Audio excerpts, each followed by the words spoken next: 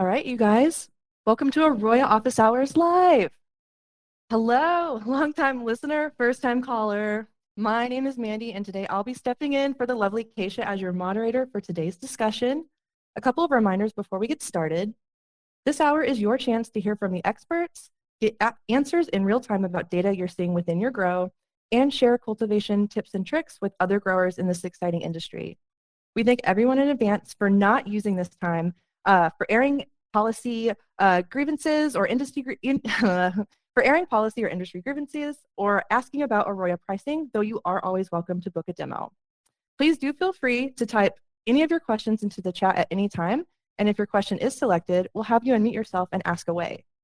Anyone who asks their question live for the first time today will get an AROYA hat, limited to US residents only, and one hat per household. And today we're actually going to raffle off one of our limited edition AROYA t-shirts. To enter, everyone on today's live broadcast should post your email address in the chat. Seth, Phil, how are you guys today? Good. We're glad to be here. How are you? Oh, so excited. This is a big dream of mine to be on the show. So just soaking it all up. Thank you guys so much. Yeah, So absolutely. yeah, I see that we're getting some more attendees. Welcome everyone. Thank you guys for joining us. Without further ado, are you guys ready for our first question? Of course. Yeah. Awesome. So we have a lot of questions that came in through Instagram this week, and we'll just jump right into some of the crop steering questions. Sure. Dump Flex wrote in, what is the best way for a beginner to understand and learn about crop steering? To be honest, start reading. Look at books like Plant Empowerment. Go out, look at things like the Groden White Papers, and don't limit yourself honestly to just the cannabis sphere. Go learn about plant science. I mean, there's that's kind of how our company got involved in this, is realizing there's opportunity here. Yeah, I was just about Yeah. to say, crop steering isn't cannabis specific, so I would totally do that too. Just start Googling crop steering and see what people have done in the industry. Yeah. In the Netherlands, I think they've been using crop steering for decades.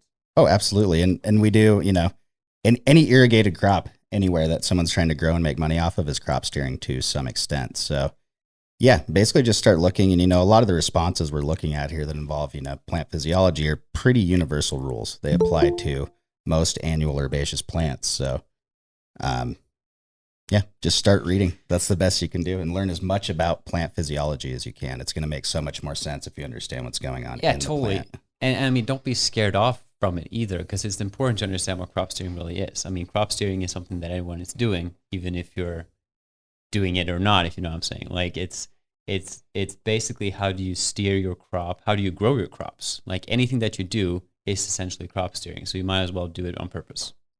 Yep, exactly. And yeah, don't be scared of it. Everyone, that alfalfa field you drove by earlier today with a pivot irrigator, they're crop steering.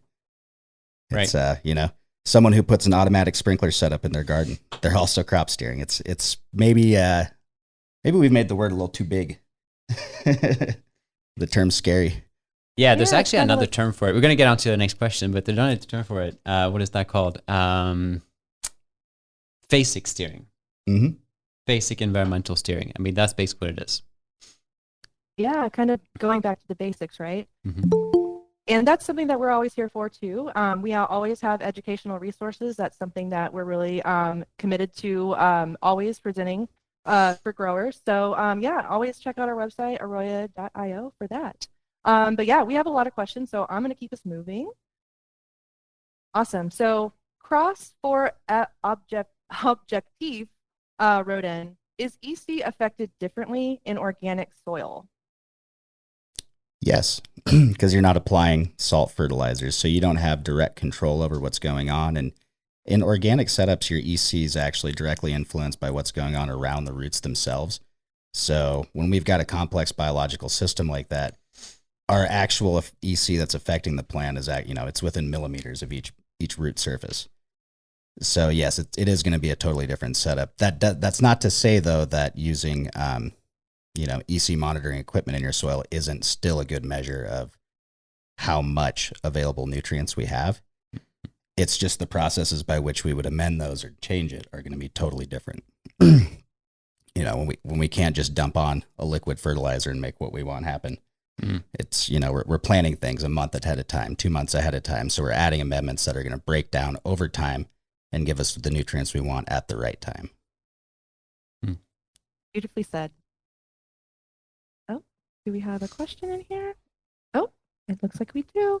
Kyle, do you want to take yourself off mute and ask? Or I can ask for you too. Oh, okay, I got you. So this is Kyle from Red Barn. Nice to see you guys. I have a question about veg to bloom transition. Should I be matching veg room light intensity, temperature, and VPD during the transition phase of bloom?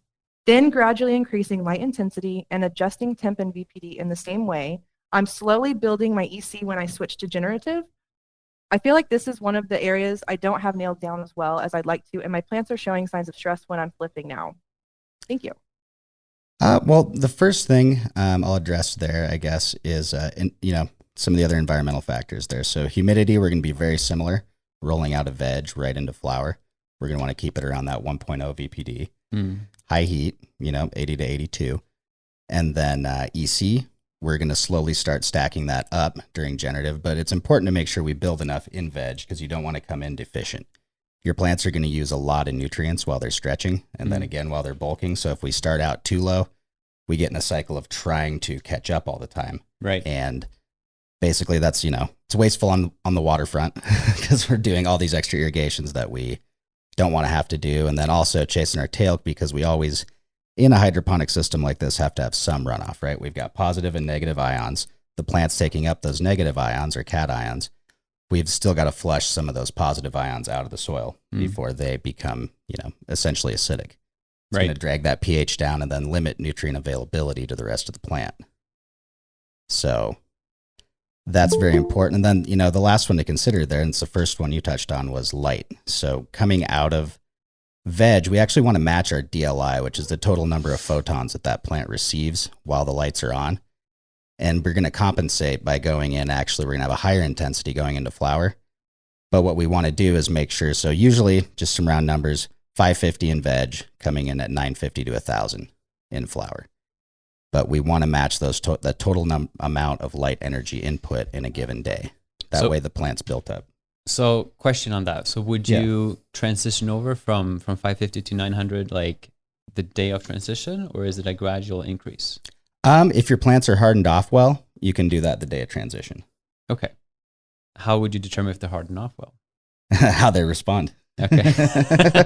Great. So having a 1 to 3 day period of bringing up your light intensity is also not bad insurance if you're worried about it. But that's what I've heard that people do if they don't necessarily know if the plants can take it, is just to be on the safe side that they have been wrapping it up over a few days, maybe 3 or 4 days, but actually not much more than that though. To get up to that higher intensity. Exactly. I mean, when we talk about a flowering cycle, we're looking at 56 to 65 days generally. Each day is greater than 1% of that plant's life, and that's a pretty big portion of the total time we have to be productive in. So 1 day loss of growth or 1 day where we can't be putting the maximum amount of inputs we want to into the plant is lost grams at the end of harvest. Right. And to speak to those other parameters, there's 9 cardinal parameters that we talk about. And you touched on a few of those, like temp and VPD as well. Anytime you change anything, like light, everything else is going to be affected to some extent. So if you're, just like you said in the beginning, you change your irrigation schedule, you change how you stress the crop, ultimately you have to look at all of those other ones. So just keep track of all your parameters as you're changing. Exactly. And, a big part of it, honestly, light is one of our most expensive inputs because of power, right? I mean, it depends on where you are, but indoors, it's a huge cost, not just in equipment, but daily operation. We want to really be maximizing those lights and, we're really optimizing the rest of our environment to take advantage of that energy input. That's why, something we're looking at in the future, and I know you'll expand on this a little bit, Phil, is looking at, grams per mole of light that we're putting into the environment. Right. And we can talk more about this, but as you transition and as you increase your light intensity, what a lot of growers will do is that they look at how much wattage am I putting out? Like what am I dimmer set to, if you will? That's great, and that's something you could do, but what I would recommend doing is actually measure the amount of light. Like put a quantum sensor, put it, like what we offer is just the Apogee quantum sensor. a sensor that you have at the top of the canopy to actually measure how much light am I getting. That way you can for sure know what is the light that the plants are receiving in veg, typically in a different veg room, and then you can directly convert that into what should I be doing in flower, more so than just tuning the light with a dimmer switch.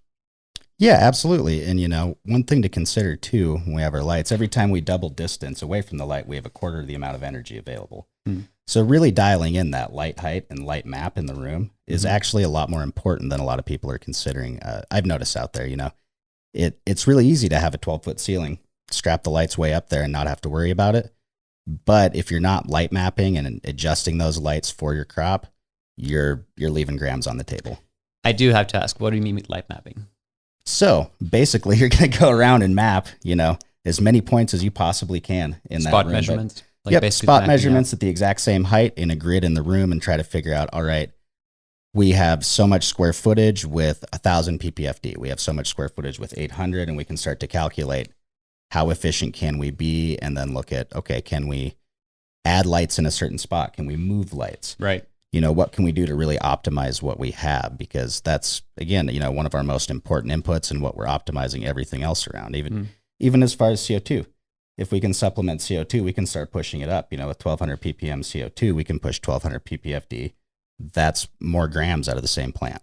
Which is needed. I mean, if you're going to push up your light intensity, if you're not supplementing with CO2, I think we've shown a graph on that, or we can show that next episode or something else. But if you're upping your lights and you're upping your light intensity from 800 to 1,200, you're not enriching with CO2, that will be your limiting factor in terms of how much transpiration you can get. Yep, absolutely. Light is the basis for pretty much all of this. We adjust everything around that, including EC. When we start running 1,200 plus ppfd, we can push a higher EC. Right. And, everything kind of follows along with that. So really going forward, it's a good way to quantify everything we're doing in the farm, and even down to our yields, because that's our biggest cost. We could talk about grams per gallon of water. We could talk about grams per square foot, grams per light fixture. But in the end, light is that one super constant thing that we all have to pay for. Exactly. Great. Kyle, did that answer your question? Yeah, thank you guys. Thank you guys so much. That went way deeper than I thought, and I appreciate it a lot. Thank you. we can always go deeper.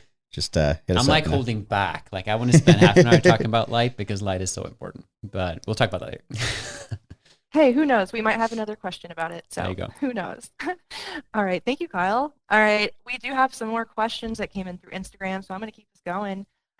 So Baby Got Drybacks. She wrote in, can you talk about the DLI sensor and how it works and some success you've seen from growers using it? Look at that. See, there you go. Now I get my chance. Now, I mean, as we just talked about, we have, if you're using AROYA, we have multiple ways of communicating light. Basically, we have what we call a light indicator. Our PV panels on the noses or on the climate stations. Those are really meant to charge the units through solar power, make sure that those batteries are keep charged. But they also communicate light, and those are really meant to give an idea whether or not the lights are on or off. But then we have the quantum sensors, the Apogee quantum sensors that we sell with the AROYA system. Now those are sold with an arm, so you can keep those sensors right at the top of the canopy and measure your light intensity, your micromoles per square meter per second. Now the DLI, the daily light integral, comes from those sensors. So we collect the amount of micromoles, the amount of photons that the plants are receiving at the top of the canopy per second, and then DLI is just accumulating those or adding all of those measurements together, and then you get a total mole per day or mole per square meter per day. Basically, how much light energy did my square meter get throughout that day, and that's your DLI. So if you can think of bright sunlight, midsummer, Arizona, you're getting, 60, something like that, 60 Yep. DLI. That is what that looks like. An average grow where you rock maybe 1,000 micromole per square meter per second. If you do the math, I think that will even out to about 30, something like that, most per day. Mid-30s, yeah. Mid-30s. And 30 to 40 is where we want to shoot in these indoor environments. That's what seems to be manageable for the most part. Right. So that is the DLI measurement. Awesome. Thank you guys for that. All right, we're moving down our list. Bisco Paul wrote in a couple questions for us this week. When measuring runoff volume, is that the percentage of input or percentage of media? So we're looking at the percentage of your input coming in. So if I knew I put 500 milliliters on over, a certain period of time throughout my P1s and I get 100 milliliters running off, that's 20% runoff. We're looking at the percent of irrigation volume that's coming out of the pot. Short and sweet. I love those. Okay. Bisco Paul also wrote in another question. Can you dive deeper into runoff pH? Does runoff pH tell us what to do with EC? So runoff pH is an indicator of what your plants are eating and what they aren't. If we got EC going down, that means that plant's pulling cations out of the solution. So we have a higher concentration of positively charged ions and hydrogen ions in solution, which is pH being the negative log of positive ions in solution. We change that balance. pH goes down while the positive concentration of ions goes up, or concentration of positive ions goes up. So what you're looking at is a slight drop in pH to indicate that your plant's feeding, but you want to make sure that you're flushing out, and flushing's a bad word, I know, but pushing out some of those positive ions so you maintain that balance. Once our, solution pH goes too low, things like nitrogen and a lot of micros for that matter aren't very efficiently uptaken by the plant. That's the big thing pH affects, Moving from 5.8 to 5.4 is not going to physically burn the plant. If you stick your finger in a cup of water with 5.0 pH, you're not going to get burnt, and neither is the plant. But that plant won't be able to pull any nutrients out of that water. So, a lot of the classic signs of pH burn that we see are, just basically nitrogen deficiencies, then some other micro deficiencies. Typically, looking at runoff, traditionally we would adjust feed inputs to try to work with that. But now that we have, a 24/7 monitoring in the root zone, we can use runoff to monitor, pH and modulate it along with EC. So when you have a new nitrogen deficiency, would the runoff pH be higher or lower? Sometimes it could be lower because that plant is eating through so much of that nitrogen that Gotcha. it's actually lowering the pH, and then it's becoming essentially a self-limiting factor. Gotcha. So it kind of gives you a hint of what the plant is eating. Yeah, and then, based on runoff pH and EC, I wouldn't necessarily go about making huge fertilizer changes. Personally, I like to base those on plant tissue analysis. So Gotcha. Plant tissue analysis, and then if you have access to any kind of runoff analysis, you can see what the plant is holding on to, what it's having trouble uptaking, and then based off of runoff solution, we can kind of see, okay, we've got a really high positive concentration of these ions in there. Clearly, we're over supplementing that in our feed schedule. Maybe we can drop that, save money, solve some problems. I mean, obviously, when you're irrigating and when you're feeding the plant in a certain phase of growth, you're not really changing your irrigation schedule from a daily basis. Once you've tuned it in, right? Maybe. I mean, that's where growers are going to always have a job, to be honest. It's going to take a long time for AI to catch up with the guy that gets up at 5 in the morning and checks his phone every single hour and goes, I'm going to change it. Fair enough. Absolutely. Does the frequency with which you measure runoff change throughout the phase of growth? Like, do you do it more in the beginning? No. Daily. That should be part of your daily routine. Okay. Going in there, you want to get, for every strain that you have in that room, you want to get runoff and see what they're doing.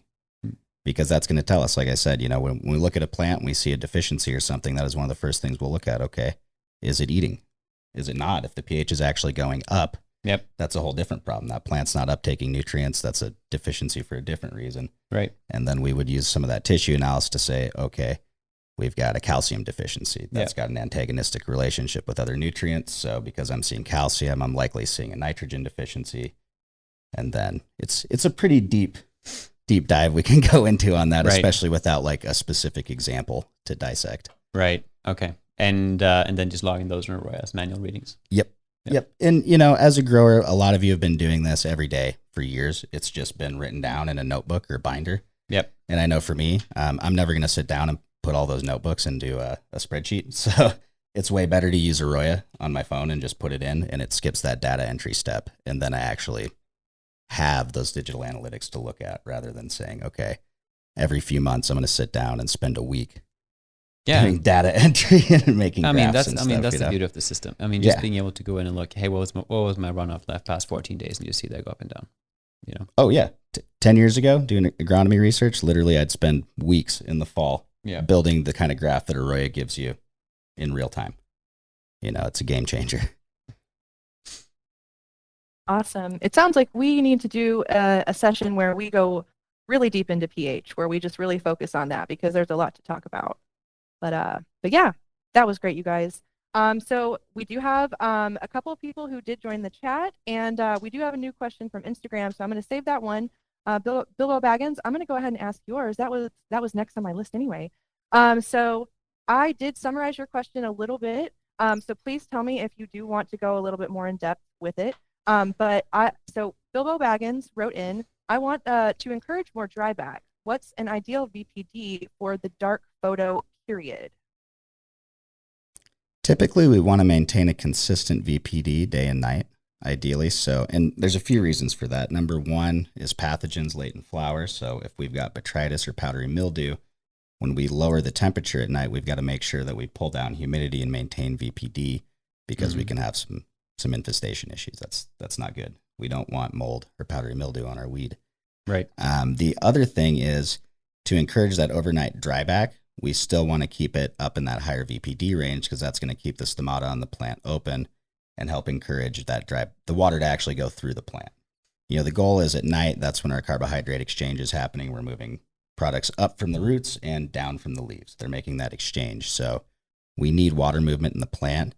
And if your VPD bottoms out when your lights go off, so does your dryback line, essentially. And really, you know, that dryback line, I always want to stress this, that's kind of a culmination of all your environmental factors.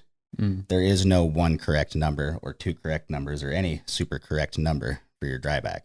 What we're looking at is a result of how well you've dialed it. You've dialed that environment for your plant and your pot size. Right. And also the consistency throughout the entire zone. Yeah, exactly. And that's one thing to remember. You know, plants don't like big changes. That's why we want to keep that VPD consistent. Right. I always have to really what do you call it in English? Cross my tongue. I don't know. But basically, every time we talk about VPD, I'm like, okay, how does it work? But basically, nighttime, lights go off, temperature decreases. Exactly. Which means that the relative humidity will up. Exactly. Which means that your VPD will go down. Yes. Exactly. I'm like, I know this stuff. I've gone through this 100 times. So basically what you want to do to maintain the VPD is lowering your RH. Exactly. Yep. Exactly. And that's, you know, for a lot of cannabis growers, just because we're still a pretty new industry, and a lot of the HVAC companies and stuff out there are still trying to figure out the best way to deal with it. A lot of us run into a wall where we're having trouble controlling that humidity. So sometimes, you know, one of the things to look at is everyone wants to get that purple going right now. Right. Well, you know, at the cost of, say, throwing away 20% of your crop to get that extra 5 degrees colder at night to try to make that extra purple come out, is that really worth it? That's something to think about. But a lot of times, you know, I haven't seen a lot of price increases, and obviously this depends on your situation, but getting enough of a premium on that bud just for the color to compare, you know, pay off throwing away 20% and having all the extra labor of dealing with moldy product and sorting through it.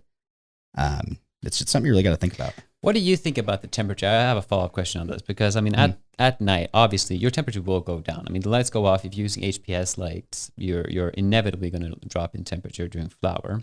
I mean, I've seen 10 degrees drops, 15 degrees drops at times, which is less common. But what do you typically see, or what would you do in your grow in terms of temperature difference in a flower? I like running, you know, an 8 to 10 degree throughout bulking. Okay. You know, not quite as much at the beginning and opening it up, and then a 10 degree max during ripening, really, because in bulking and ripening, we want to ride that line. Like if it's cold all night, we're slowing down plant metabolism, getting less of that bulking effect. So we want to keep the temperature up enough to encourage good plant growth, but down enough to ripen it. Just like, you know, the fall's coming on, it's getting a little cooler at night. That's what we're simulating. I mean, you touched on something just now, or just here a little bit ago, that, I mean, there's a lot of opinions and there's a lot of experiments, and we have our crop steering guide that we've kind of documented what we see has been working and what we in our own grows and just from experience. through science. But because this is such a new legal industry, I would say that there just isn't much, like there's not many publications out there on exactly what to do necessarily for each strain or for the crop as a whole, as a generic strain or as a generic crop. So that is something that we're doing. That is something because, I mean, Meter Group, who built AROYA, I mean, we're a company founded in research. So some of the research that we do conduct right now with universities out there, like with Bruce Bugby, for instance, is just finding out exactly what does certain strains want, and more importantly, why. Like, we know that this stuff works. We can tell you that this stuff works, and we should do this and we should do that, but why? And that's an interesting question, because the cannabis crop as a generic crop is certainly very, very different than what we've seen in other crops. Things that you would never do in a tomato plant, you can do with advantage in cannabis. Stress the H out of it. You know what I mean? Yeah. And yeah, we're not splitting any fruits. Yeah. The most important thing, though, is that no matter what the right answer is, the only way to know if you're doing it is measuring. And I mean, that's what I love with the system, because by having the right sensors in and being able to understand what the crop is how the crop is responding and what the crop is experiencing throughout all of those 9 cardinal parameters, that's really that's the base, that's the ground. Like that's what needs to happen for us to be able to do any change. Yeah, absolutely. I mean, when we look at other crops, like right here where we live on the Palouse, there's over 100 years of wheat breeding efforts. Yeah. You know, and research to go with that says, okay, we put this type of fertilizer on, X amount per acre. This is what we can expect to see in tissue analysis for these different varieties. And so when you look around for information out there, it's actually kind of tough because there's a lot of liability in just saying, go do this with your crop and this is what will happen. And we don't have, that huge stack of 100 years of studies on cannabis. So I know.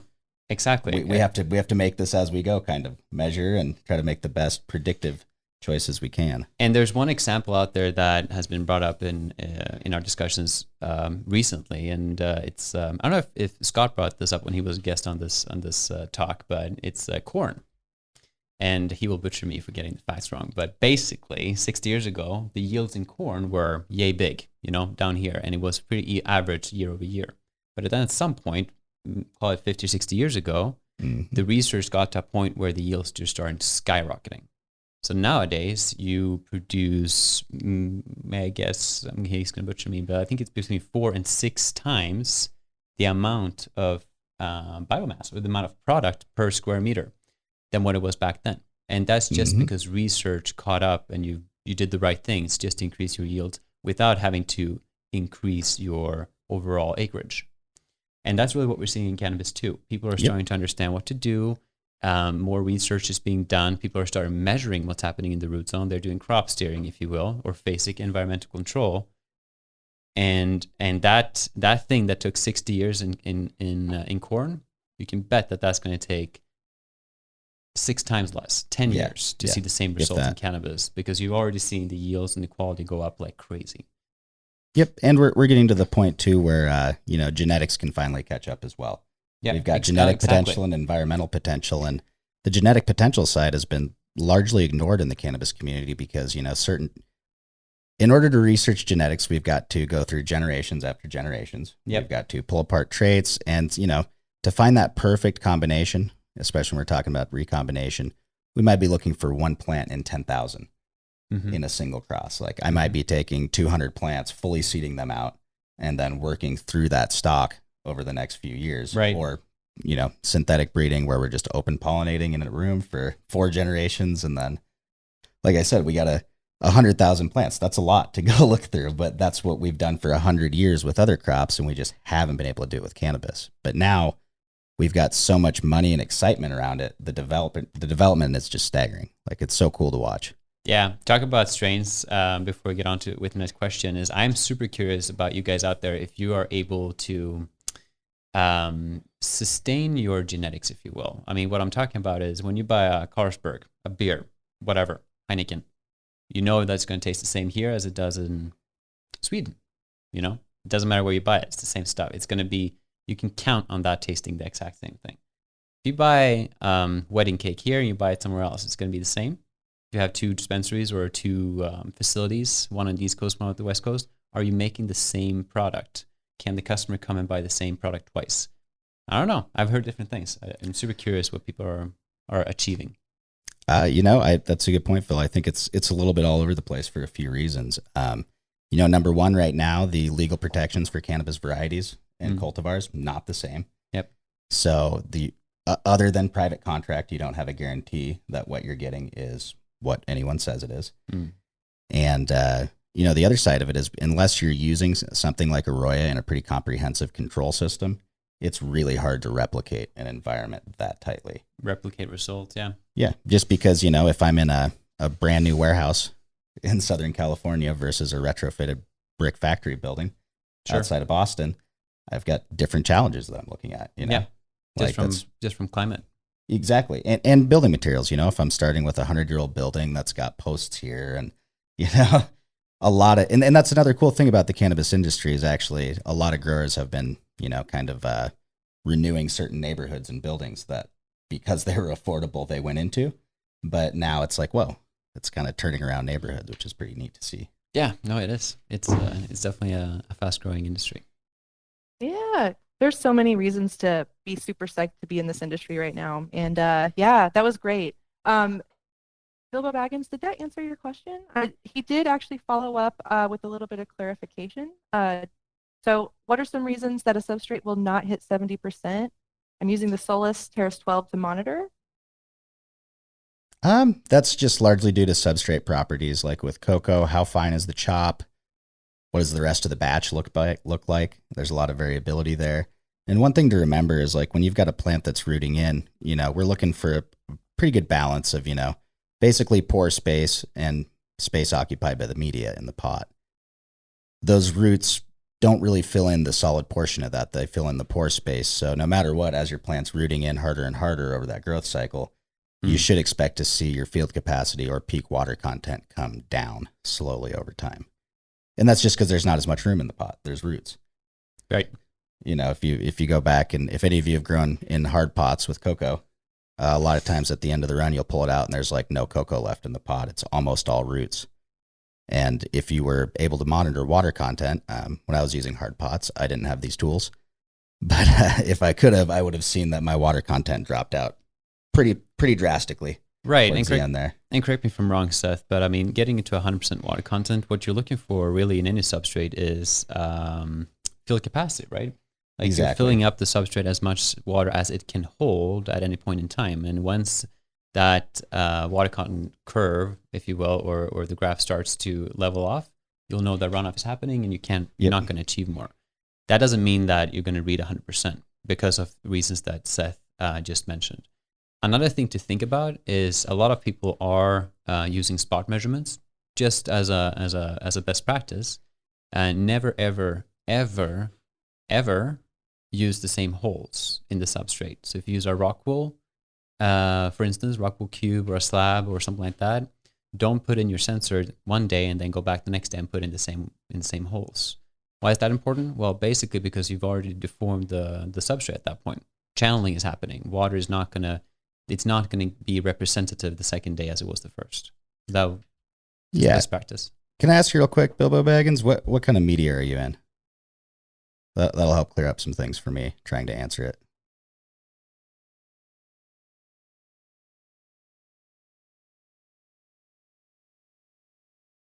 Oh, maybe he can't hear us. Okay. So he did follow up with some clarification too. I can't break 39% water content. I feed 6% in P1 and 2% in P2. Is that helpful? Yeah, a little bit. Like I said, it depends on what kind of media you're using. If you've got like a cocoa perlite mix, 39% would be not surprising at all to see. It just highly depends. Even some straight cocoa mixes, ones that have more of a husk chop to them, they look more like bark chips in there. Mm-hmm. They do not hold as much water. So basically, when we're looking at volumetric water content in a specific medium, you want to be in the habit basically of every time you hydrate a new batch of media for transplant, fill it to field capacity, and then where you've got runoff is where your field capacity is. You're not going to get it higher. If you get runoff at 39, and then you wait an hour and try it again and still get runoff at 39, that's what that media holds.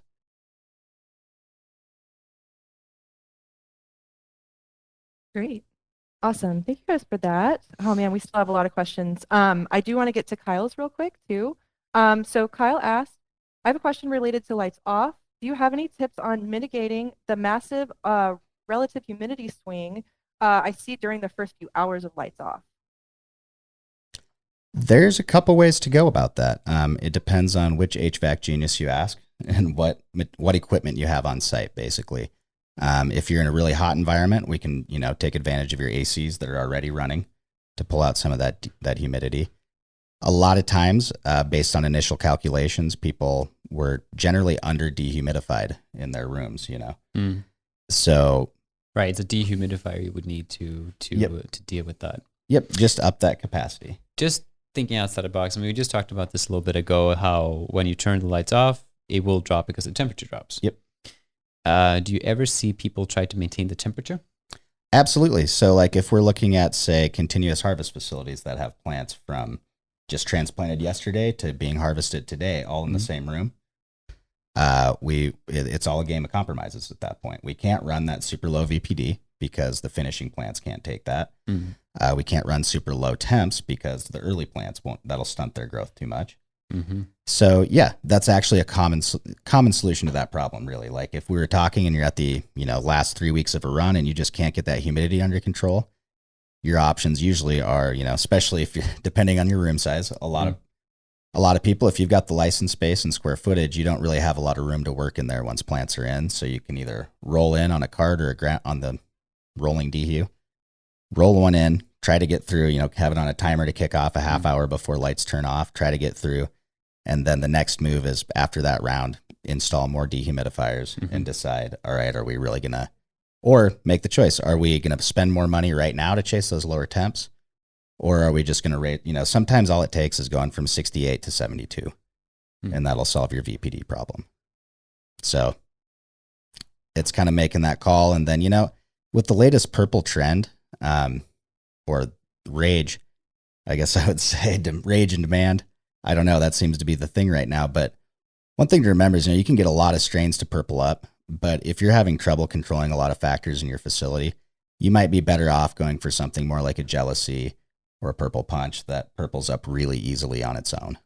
If you find plants that you've grown that literally have purple sap before you've run your temperature differential, that's going to be the kind of thing you're looking for. Because, is it worth it to possibly reduce some yields to push this purple? I don't think so. And maybe I'm old school. I come out of plant breeding, so that solved a lot of problems in agriculture. And I see that's going to happen with cannabis soon as well.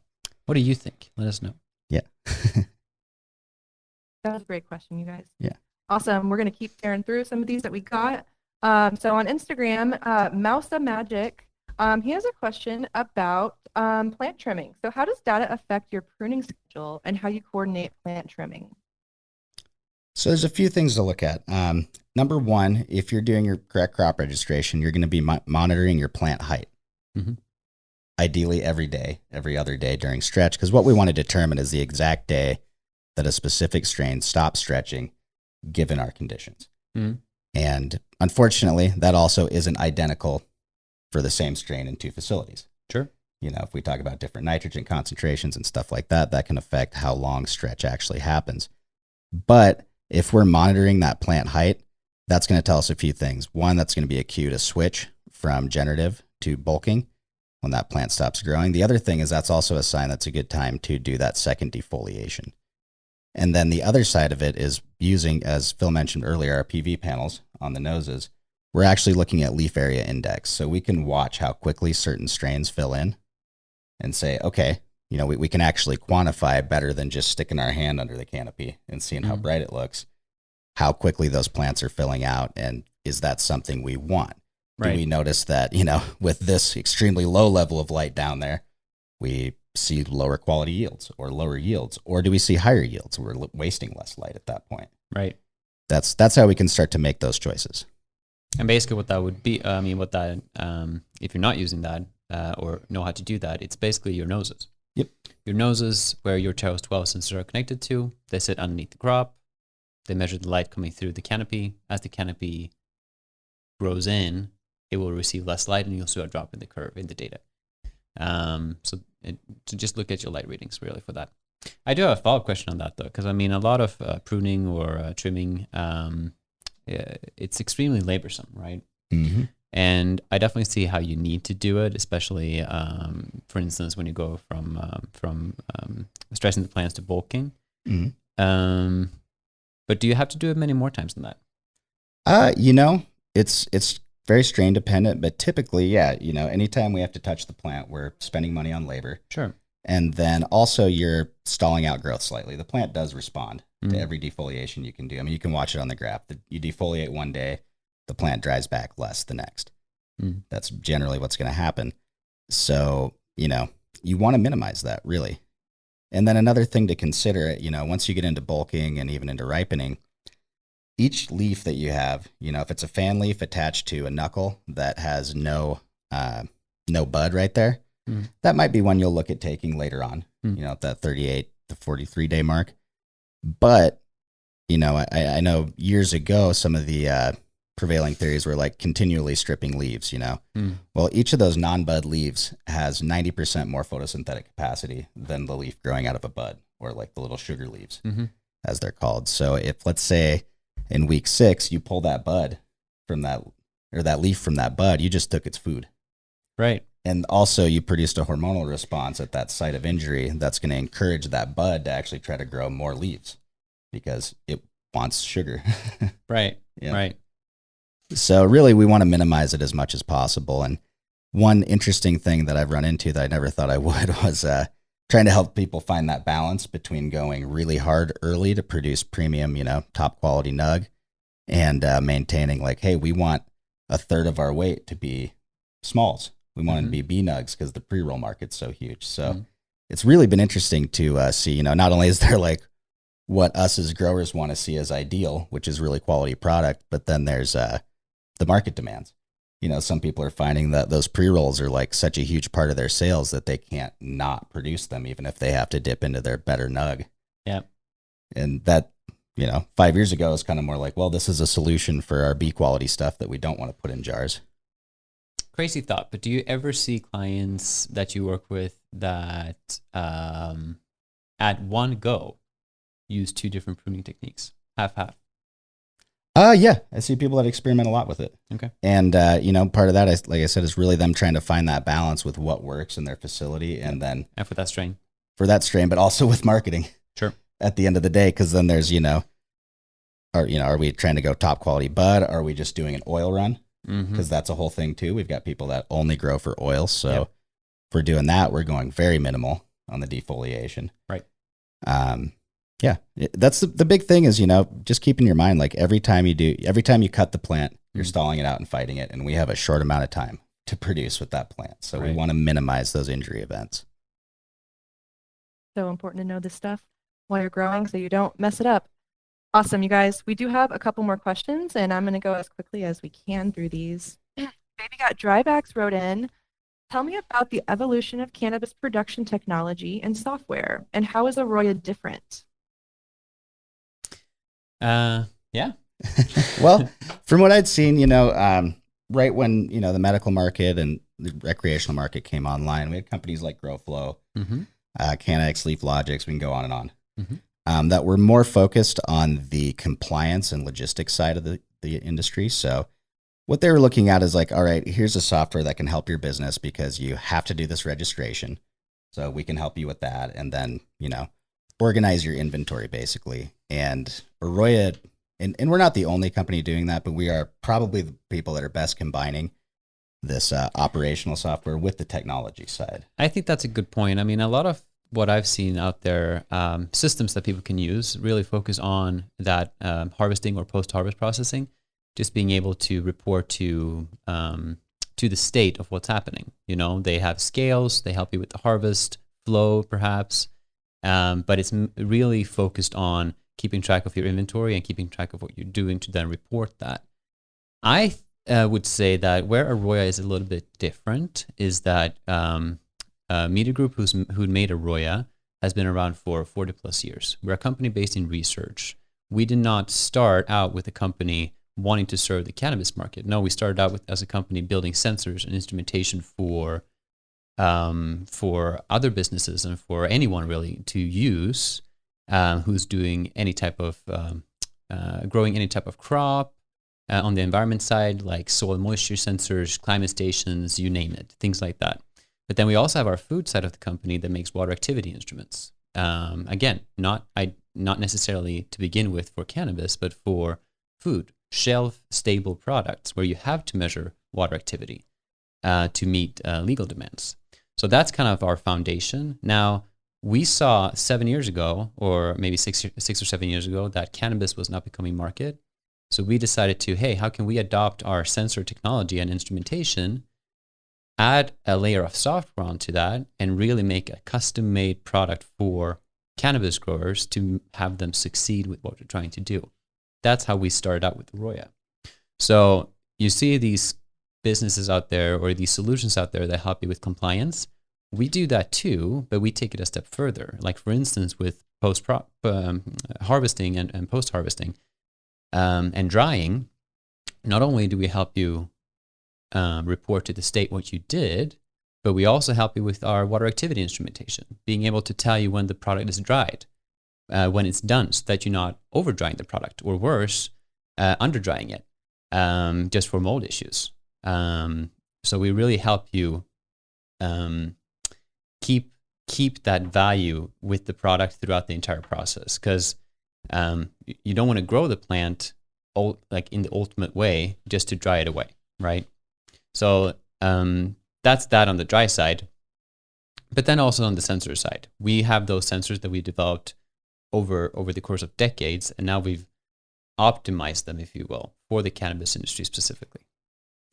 Yeah, and it's just bringing together all these different facets that we're lucky enough to have access to. When we talk about the technology, and then as we got into it, we were fortunate enough to look at or be able to look at other companies with compliance and management software that had existed before, and then talk to growers over time and find out that like a lot of these people are managing, not only a horticultural operation, but also the business side of it. Yeah. So they're trying to avoid having 10 different softwares that they use. So we're trying to get task management, compliance, and then all of your sensor data into one place. Traditionally, before AROYA existed, there were some other, environmental monitoring softwares out there and hardware. Mm-hmm.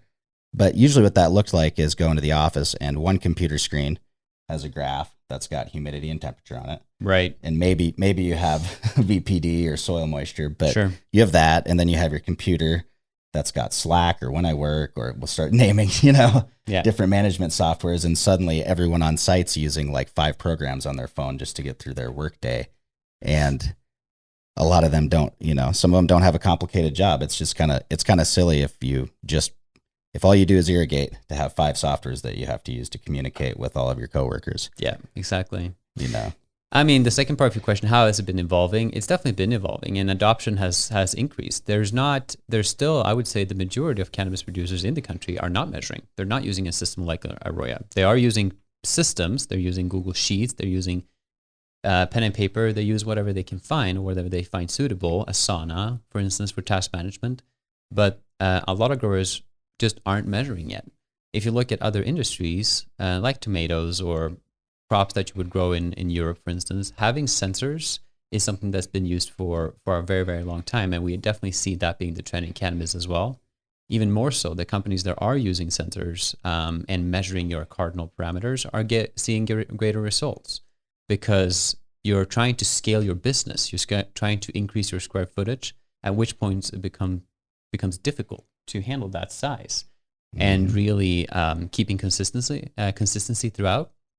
But also to keep up with the demand, product and the growing principles are getting more, are evolving. So being able to keep up and produce the amount of yields and quality that people are producing nowadays, the people that keep up with technology, they're going to stay ahead.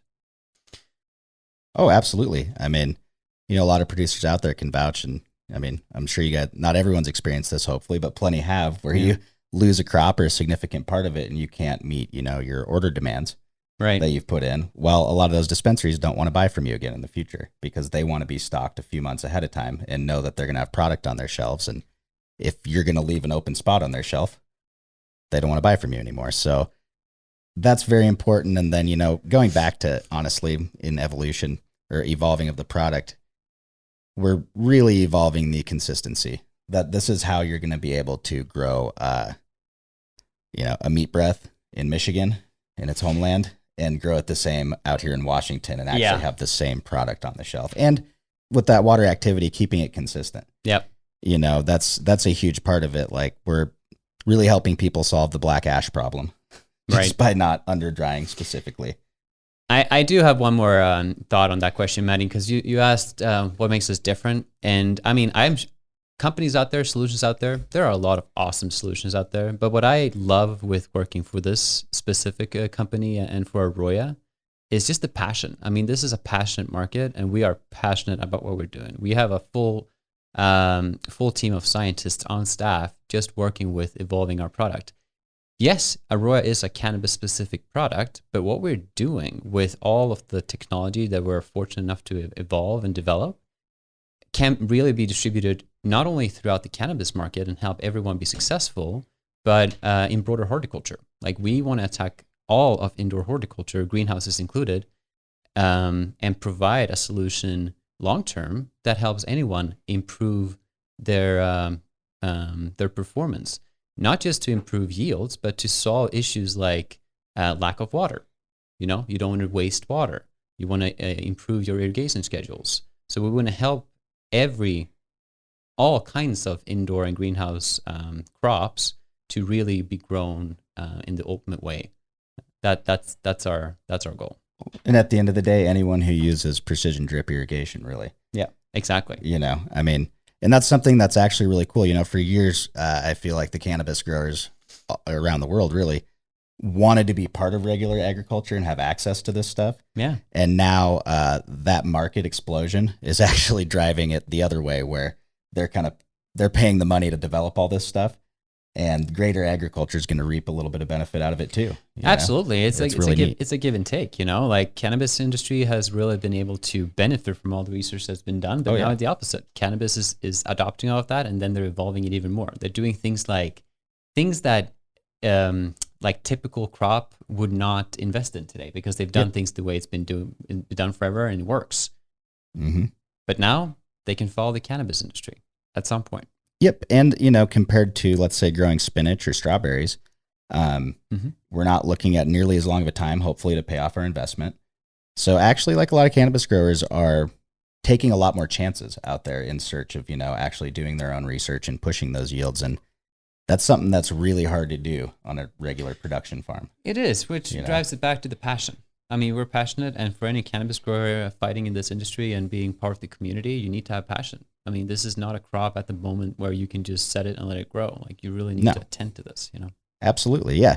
I mean, we're, the harvest off of 2 lights is worth more than 2 acres of wheat around here, quite potentially. So it's like there's, and yes, there's a lot more inputs going into that little 2 lights, but like I said, it blows my mind, and I'm really thankful that we get to work with so many people that want to push it and aren't, like you said, kind of stuck in the old way, just staying with what works, getting by on small margins. I mean, it's a good combination of farmers and entrepreneurs. Absolutely. Absolutely. Our customers is the reason why AROYA exists. Beautiful. We do have a couple questions that came in through the chat. Trevor, do you want to take yourself off mute and ask it, or I can ask for you? I can go ahead. Okay, so Trevor asks, if you're stuck in a substrate size that's too small for your plants, so it's very challenging to keep the plants from over drying at night, what irrigation strategy would you suggest to counter this mistake?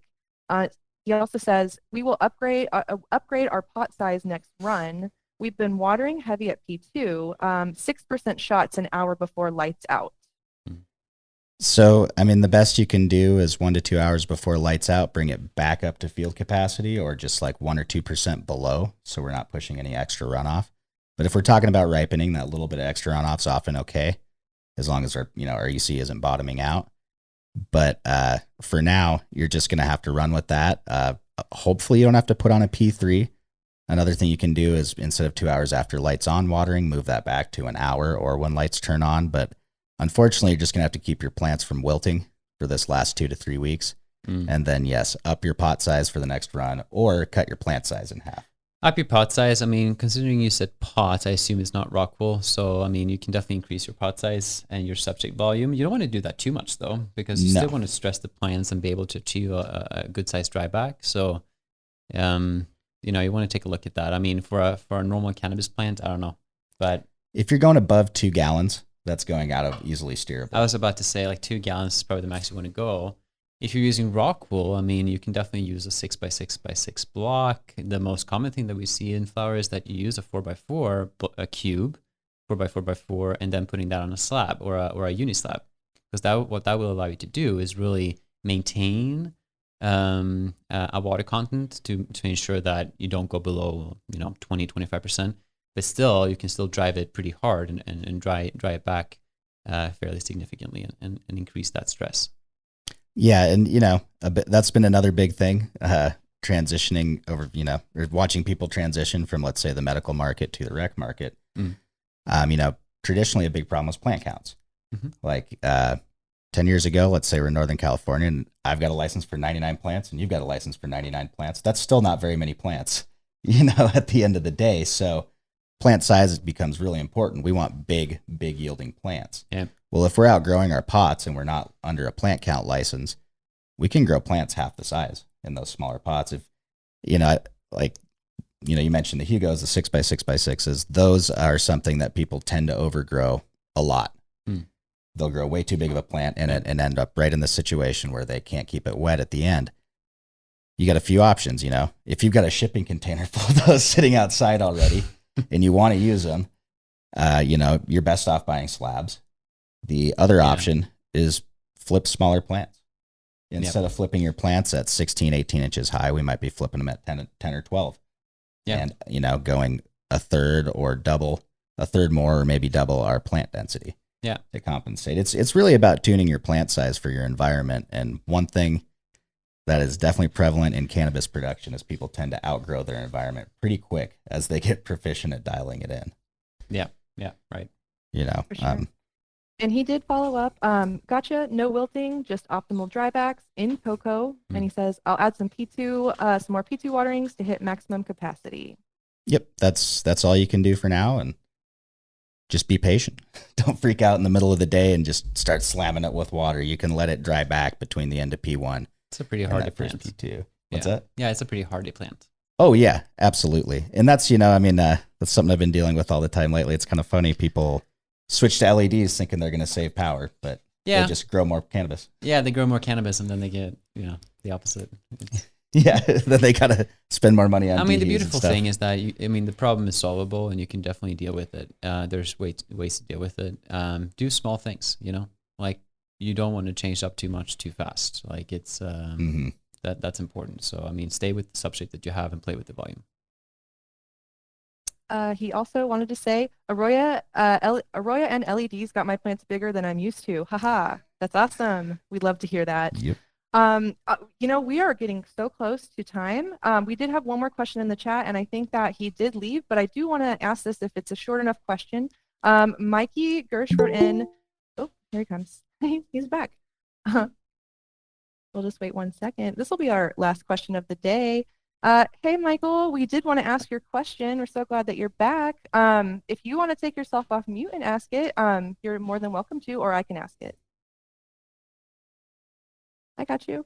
All right. How many days before harvest would you recommend a switch to generative watering?